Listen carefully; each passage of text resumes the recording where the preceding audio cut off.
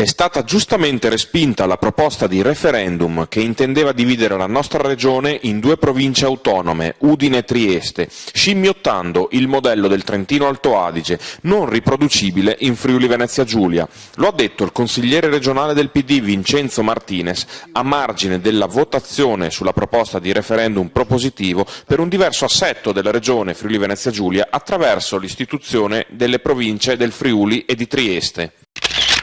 Noi stessi abbiamo sempre convenuto, al contrario della destra, sulla non opportunità di sistemare i richiedenti asilo in grandi strutture come le caserme, tant'è che da più di 2 anni ci siamo sempre premurati di costruire un sistema di accoglienza diffusa. La Giunta, infatti, ha predisposto già 1 anno e mezzo fa un piano di distribuzione dei richiedenti asilo che prevede il coinvolgimento dei comuni. Al momento attuale sono 82 le amministrazioni comunali che stanno accogliendo. Vista la situazione critica della Cavarzerani a Udine, è stato comunque già mobilitato il Dipartimento Immigrazione Nazionale per riallocare 500 persone in tempi brevi in altre regioni. Lo ha detto il consigliere regionale del PD, Franco Codega, a margine del dibattito in aula sulla situazione dei profughi in regione, con particolare riferimento ai fatti accaduti all'ex caserma Cavarzerani a Udine.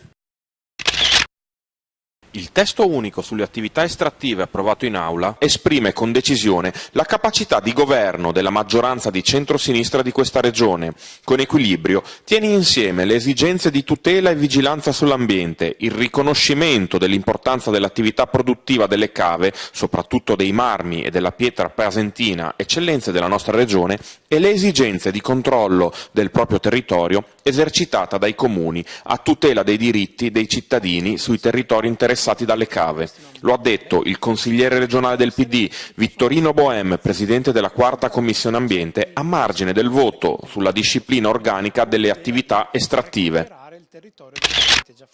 Con l'assestamento di bilancio 2016 che voteremo nella prossima seduta del Consiglio, particolare attenzione è stata riservata anche all'edilizia, opere pubbliche e all'ambiente, con la previsione di stanziamenti che permetteranno a comuni e imprese di investire nella sicurezza e nel miglioramento del territorio. Lo ha detto il consigliere regionale del PD, Vittorino Boem, a margine della seduta della Commissione durante la quale sono state analizzate le parti di competenza del disegno di legge 148, assestamento del bilancio per l'anno 2016 e del bilancio per gli anni 2016-2018.